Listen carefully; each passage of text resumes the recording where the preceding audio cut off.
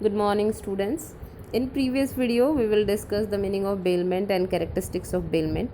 Today we will discuss our next topic. The topic is duties and responsibility of bailer and bailee. Let us start our topic. The first point is to disclose fault in the goods bailed. And according to section 150, it is the duty of a bailer to point out all the defects that is present in the goods that he is delivering under the bailment. If the bailer does not make any disclosure, he is a personally liable for any damage caused to the bailee for such fault. We can easily understand this with the example like Ramesh hire a car from Mahesh. In this case, the brake of the car are not working properly. Because of this, Ramesh met with an accident and suffer injuries. So, the Mahesh will be liable for all damages. That is the example of disclose fault in the goods billed. Then second point is repayment the necessary expenses. Under this point, according to section 158, when the term of a contract require the bailee to keep some goods under the bailment, when he has to do any repair of that good, the bailer is bound by the law to pay all the necessary expenses incurred by the bailee on the behalf of the bailer. We understand this point with the example of Ravi leave his horse with Mukesh for some time. Mukesh is not paid for taking care of the horse. In this case, Ravi is liable for all expenses incurred by the Mukesh, like for feeding and take care of his horse. Then the third point is to indemnify the bailee.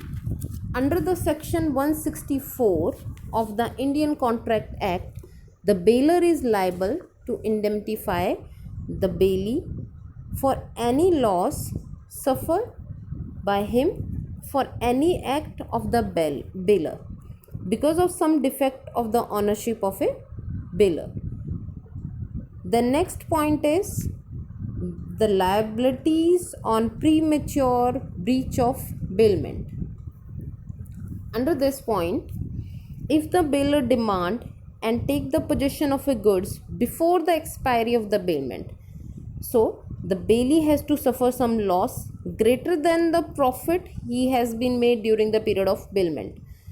For this case, the bailer is responsible to pay to the bailee the difference between the amount of expected loss and the expected gain suffered by the bailee. Let us start our next topic. The next topic is right of bailer.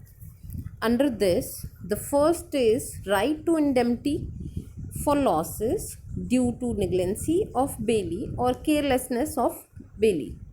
Let us start.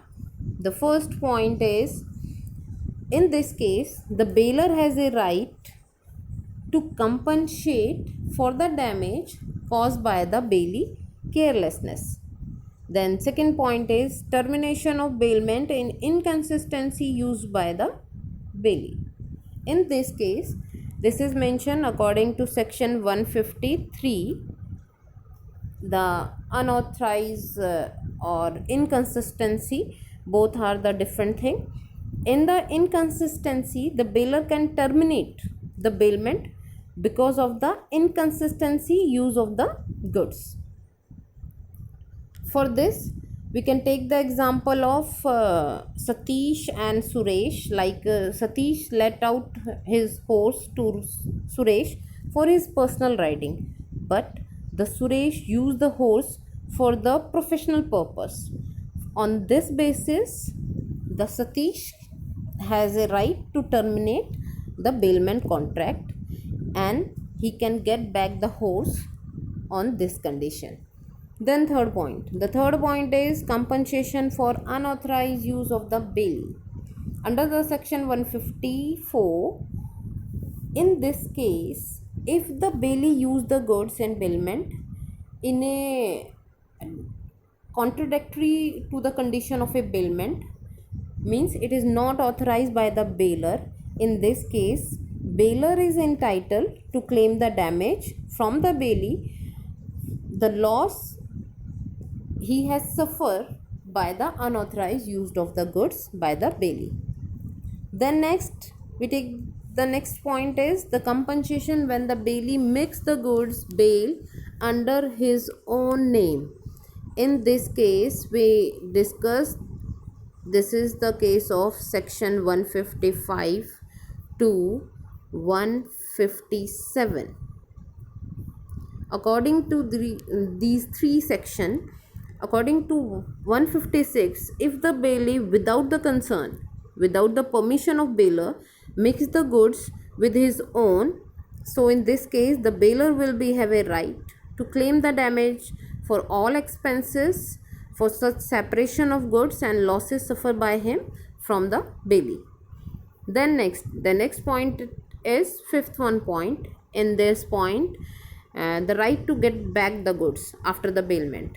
It is the simplest point. According to section 160, it is mentioned that after the fulfillment of objective of bailment, the bailer is entitled to get back the goods under the bailment. The next point is the sixth one point, and right to increase the profit from the goods bail. Under this point, according to section 163, if there is a increase in the goods under the bailment, or there is any profit in the bailment, the bailer is entitled to back the goods. Like we take the simple example, if Ram leave his cow with the friend of his Raj and the cow give birth to a calf during this period of bailment, Ramesh is entitled to get back the cow with the calf on the expiry of bailment. It is the example of increase and profit from the goods bailment. Then the next topic is duties and responsibility of a bailee. Let us start. The first is take care of the goods bail.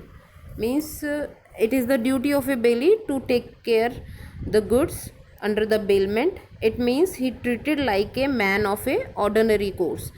Means if the bailee keep his goods under the lock and key, the bail good in the open, it is a presumed example that he would be a guilty not taking a proper care of the goods which are under the bailment.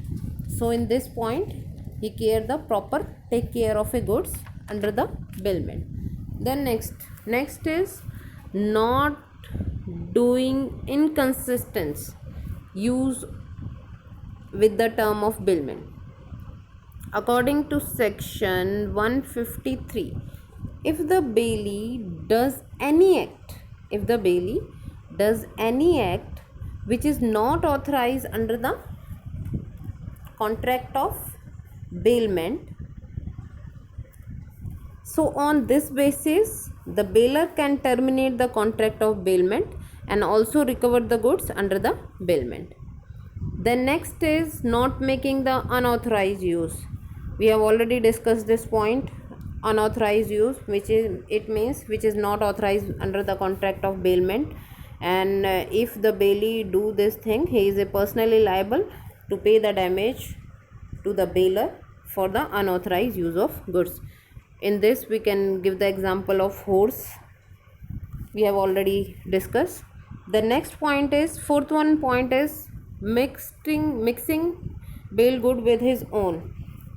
According to 156 section, it is mentioned under the mixing goods. Under this section, if the bailee mix his own good with the goods held by the under the bailment without the concern of bailer, then in such situation the expenses incur will be borne by the bailee, and all expenses related to the separation of goods from bailer and bailee, these all expenses bear by the bailee. Then the next point is returning the goods bail. According to section 160 to 161, under this, after the fulfillment of a objective, it should be the duty of bailee to return the goods back the bailer without the bailor having any demand of their return, the bailee, if he is failed to do that thing, he is personally liable or personally liable for any damage which is incurred by the bailor. Then sixth point, the next is returning any profit. We have already discussed this point previously. In this point we have discussed that any profit, like we already take the example of cow in previous topics. So in same case, if there is any profit under the bailment, it should be returned to the bailor after the accomplishment of objective. Then next is, our next topic is right of bailee. What are the rights of bailee? This is our last topic today. And the right of bailee, first right is right to compensation for loss on account of fault in the good bail. In this case, according to section 150, it is mentioned that the bailee has a right to recover such losses from the bailor that he is incurred because of some fault or fault in the goods under the bailment. The next is right to receive any necessary expenses. In this case we can discuss according to section 158. If the bailee has to keep something in his custody and do some repairing things, so he has a right to claim all these expenses from the bailor because of he is incurring the expenses on the maintenance of goods that is under the bailment. Next is our point is premature termination of bailment.